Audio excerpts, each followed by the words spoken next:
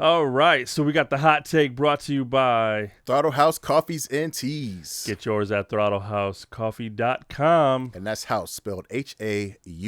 Yes, indeedy. So Nefertiti. that's gonna be the jingle. Yeah. So the hot take is Ayesha Curry is a hater. Yeah. dun And dun dun. I even feel bad for saying that because I hate talking bad about people and their relationships. But for some reason, lately, the algorithm has been pushing. And I don't know if this is a new interview or if it's an older interview, but I've been seeing clips of Ayesha Curry talking about her beginning relationship with Steph Curry. Okay. And how she thought she was going to be the breadwinner, the big dog. Doing what? Did she specify what she didn't even specify what she was going to be doing, but she just thought she was going to be the it girl. Oh, and like you said, Steph was planning on being a high school basketball coach. Right. And just the way that she was talking about him almost makes me feel like she doesn't like him. Which is weird because, I mean, she married the man. Now, I'm wondering if she just married him because he did make it big. Right. But I mean, it's interesting too because so his dad, Del Curry, was he wasn't a superstar, but he was a prominent player. He had a good shot. He was an NBA player. Yeah. He had a pretty good career going on. And then he had two sons. Naturally, the sons gravitated towards ball, kind of in the genes, right? Right. And there was always aspirations of the NBA, right? Why wouldn't there be? Now, I feel like I've heard this to a certain extent in some interviews. I don't know, can't remember if it was Steph himself or if it was his dad or whoever, but I seem to remember hearing that Steph had realistic expectations of his path forward, which was, like you said, like, oh, do I want to go to the NBA? Yes, and I'm going to work hard to do it. I know I'm, an underdog. I'm smaller. I'm not what a typical NBA player looks like, especially back then. If you go look at him, even his rookie season, like the dude is tiny compared to everybody. I mean, you thought Muggsy Bogues at least had a little bit of, a little stockiness bit of, stockiness to him, but like he was small. So I feel like his realistic expectation was like, I know I'm good at basketball. I'm going to put my all into it. Hopefully I make the league. Yeah. But I want to be a coach. I want to help kids. I want to help, as I get older, I'm going to pass my skills and what I know along. Right. And I think it's smart for any aspiring NBA player, in high school, junior high school, college, like have your plan. Have that plan. Because there's not a lot of NBA players. If you really look at the total number of people in the NBA versus the amount of people who are in college versus the amount of people that are in high school, right? It's a pyramid. Yeah. It gets smaller as you move to the top. Yeah. And so I like the fact that he had a little bit of a realistic plan. It shows humbleness. But still went out for his dreams. But he of course, you're gonna strive for whatever, but you have realistic fallback, right? Yeah. And so I think all kids should take heed of that. That's a role model. That's showing you like here, definitely have your dreams, have your goals, but also have a plan. Right. To fall back on in case that doesn't pan out. Have a solid, realistic plan. But also have your dreams that may or may not be unattainable that you still shoot for. But if you can't make that, so she took that as like, you're gonna be a high school coach, so I'm gonna make all this money, and then like counted everything else out. Yeah, I mean, I don't know. Honestly, just the way she was talking makes me feel like if he didn't end up and land in the NBA and become the great player that he is, I don't think they'd be together right now. Like this is a hot take. It gave off and it's possible because I just seen clips. It's possible that I could be taking this out of context. Right. We got to find a full interview. She may have come back in and said some other positive, great things about Steph. Right. On the back end, but the clip that I heard. Right. The one that's going viral. The clip that I heard. It's hard to trust the clips for sure. Yeah. So it just made it sound like Steph was. It made it sound like she was settling for Steph. That's what it sounded like. So she was settling for the situation, right? Of being the wife of a successfully multi-million-dollar NBA player. No, the wife of a high school basketball coach.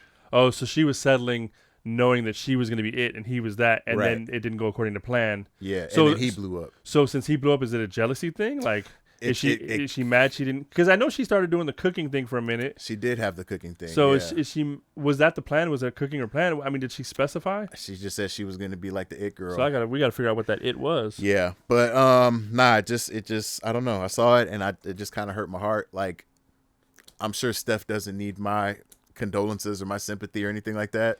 Bro's good. Right. But yeah. Right. I just, as a husband, I was like, damn, if my wife talked about me like that, like, I'd be out. Right. Blink twice if you need help, Steph. Like, I hope you got a prenup. That's. I hope you got a prenup.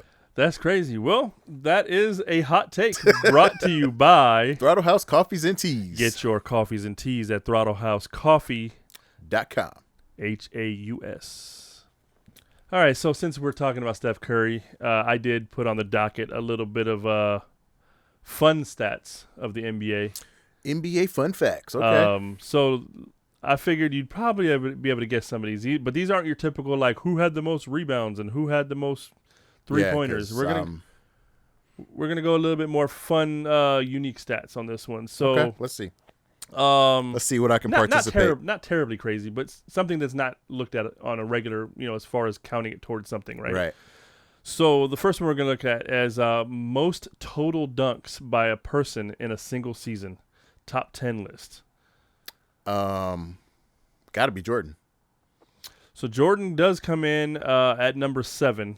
Ooh. So he's at number 7 for the 2014-15 season with 292 dunks in a season. That's one wild. Season, and that's number 7. So I'm gonna say Shaq. Is Shaq on the list? So Shaq is on the list multiple times. Shaq was breaking backboards left and right. So Shaq is number 10 in the 2000-2001 season. He had 287 dunks. At number 9 in 2003-04, he had the exact same number of 287 dunks. 2004 and 5, Shaquille O'Neal had 291 dunks. Dang. So the first two were with the Lakers. The next one that I just said, the 291, that was with the Heat. Number 7 is DeAndre Jordan, who had 292 dunks for the Clippers in 2014-15. Number 6 is Shaq again, 2002 and 3 season. He had 293. Followed by Dwight Howard at number 5 at 303 in the 2007 season. Shaq again at number 4 position in 1999 and 2000 season with 305 dunks. Shaq is just dominating this list. So now we're in the top 3. So top 3, Rudy Gobert in the 2018-19 season with 315 dunks. Number 2, you want to take a stab? Shaq? No. But Jordan? He's in the top 2. Shaq's in the top 2. He's number 1. But let's figure out this top 2. Modern player right now. Fairly young modern player. Probably in his prime right now. Crickets. The Greek freak, Giannis Antetokounmpo. Yeah, I would have never guessed that. 2018-2019 season with 319 dunks, and number 1 in the 2001-2002 season, Shaquille O'Neal on the Lakers with 329 dunks in a season. All right. Big Shaq Diesel. So that's one of the fun stats. The next one I'm going to do. Hold on before we go on to the next one. Quick question. Okay.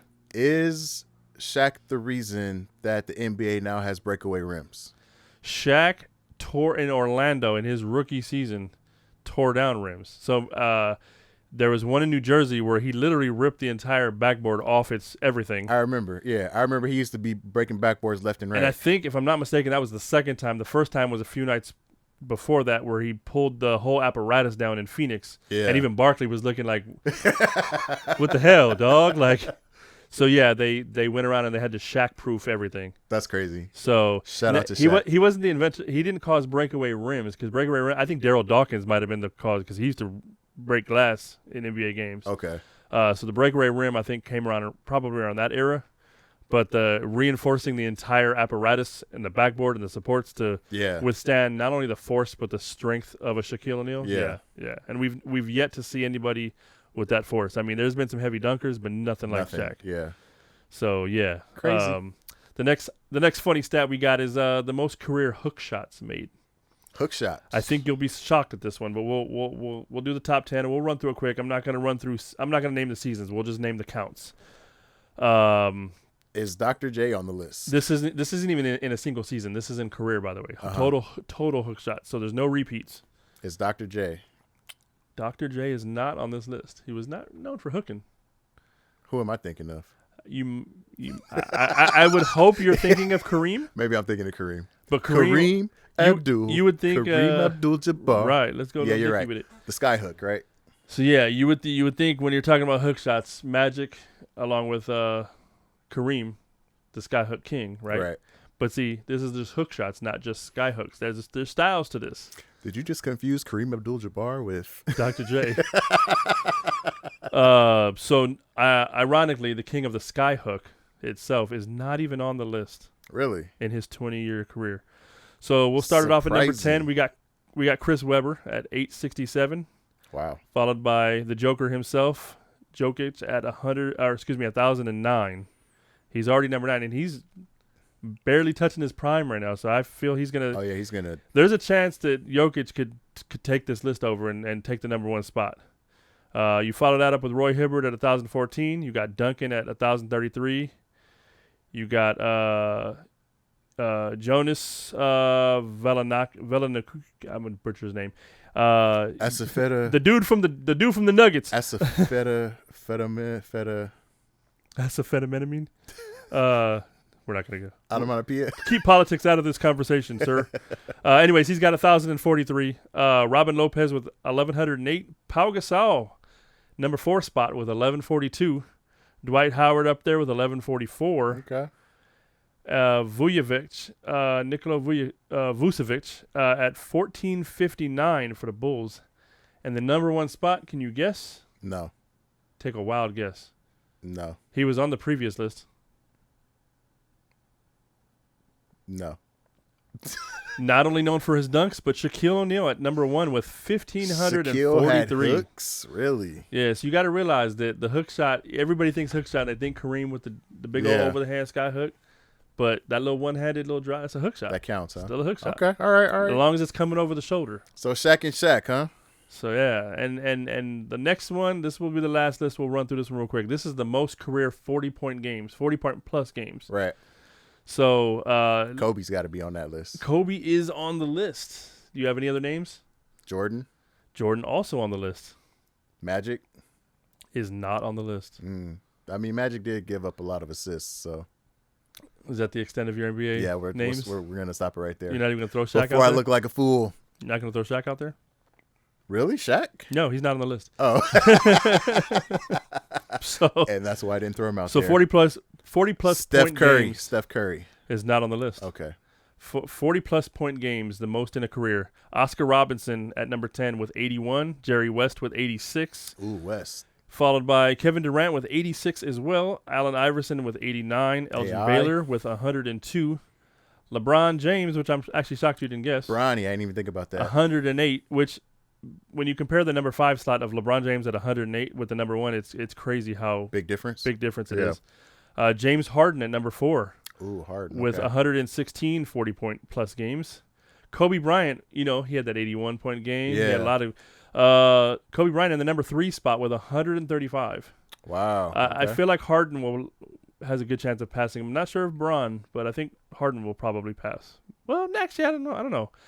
Maybe. But number 2 spot, jumping from 135 by Kobe Bryant to the number 2 spot is a big jump to 211. Oh, yeah. Michael Jordan. And the number 1 spot with 284 Shaq 40-plus games is not Shaq, but is also a big man who dominated and holds the record for the most points in an NBA game, only beating Kobe Bryant, and that is none other than Wilt Chamberlain at 284 career 40-plus point games. And that's because that dude was playing with people who left the game and went to their normal jobs as plumbers and architects. And right, they were professional ballers. So yeah. That's crazy. Those are my NBA fun facts for today. Can you reach that?